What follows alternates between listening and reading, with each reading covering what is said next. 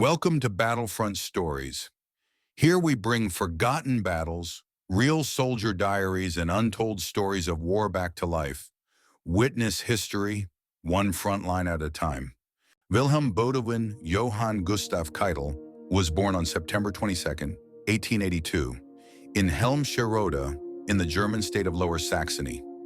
He was the son of Karl Keitel, a middle-class landowner, and Apollonia Vissering.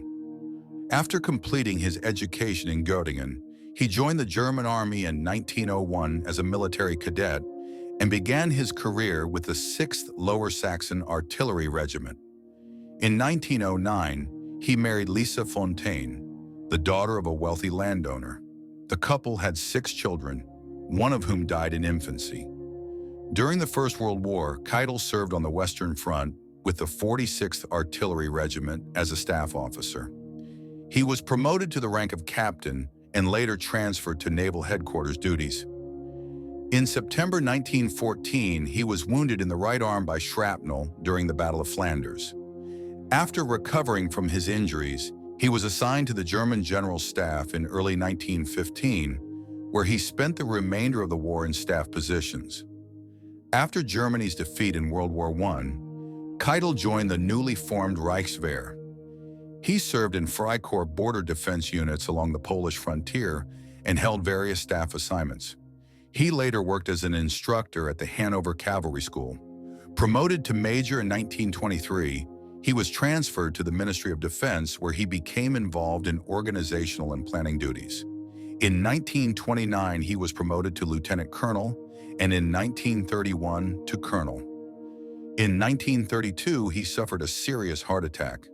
Despite this, after the National Socialists came to power in 1933, he retained his position and continued to rise rapidly.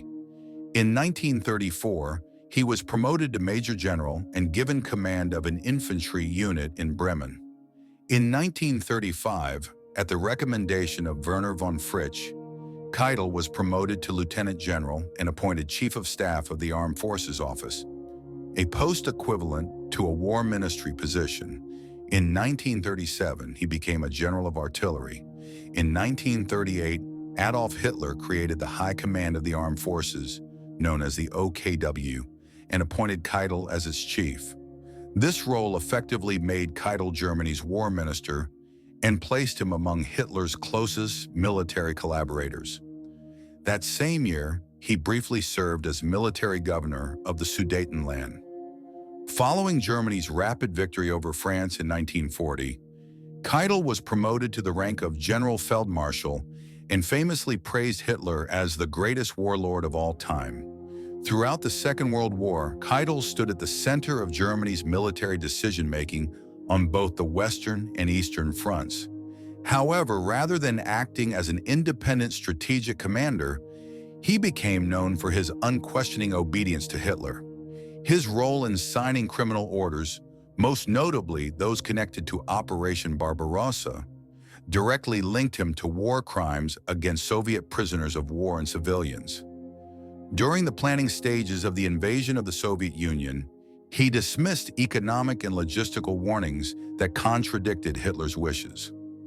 In 1943, following the disaster at Stalingrad, Keitel became a member of a 3-man committee established to centralize control over the war economy.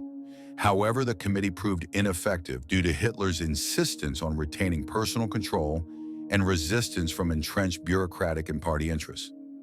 After the failed assassination attempt on Hitler on July 20, 1944, Keitel played a key role in the purge of the officer corps. He participated in proceedings that led to many officers being handed over to the People's Court and executed. In the final months of the war, Keitel called for counterattacks to relieve Berlin, but Germany no longer possessed the forces required to carry them out. Following Hitler's suicide on April 30, 1945, Keitel remained a member of the short-lived Flensburg government under Grand Admiral Karl Dönitz. On May 7, 1945, he personally signed Germany's unconditional surrender. The Soviet Union considered this insufficient, leading to a second signing ceremony on May 8 in Berlin-Karlshorst. where Keitel again signed the surrender document, this time before Soviet representatives. Shortly thereafter, he was arrested and transferred to Nuremberg.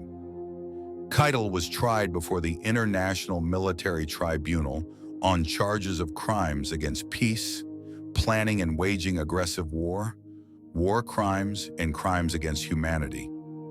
His defense relied almost entirely on the claim that he had obeyed Hitler's orders in accordance with the principle of absolute loyalty and superior command. The tribunal rejected this argument and found him guilty on all counts, ruling that the magnitude and brutality of his crimes allowed for no mitigation. On October 16, 1946, Wilhelm Keitel was executed by hanging at Nuremberg prison.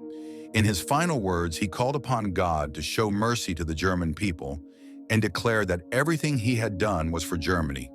The execution was prolonged and painful due to technical failures, and his body was later cremated.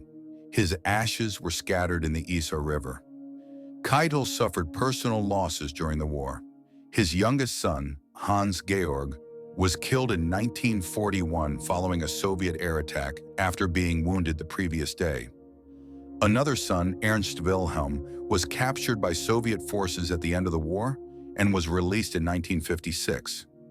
In later reflections, Keitel admitted that he had contemplated suicide after Germany's military setbacks, but was dissuaded by his close associate, Alfred Jodl. Wilhelm Keitel is remembered as one of the highest-ranking military bureaucrats of Nazi Germany, a man defined less by independent military genius than by obedience and submission to authority.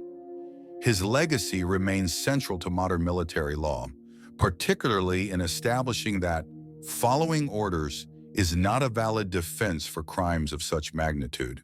This is just one side of the war. For more, check out Battlefront stories and make sure to like the video and subscribe for upcoming episodes.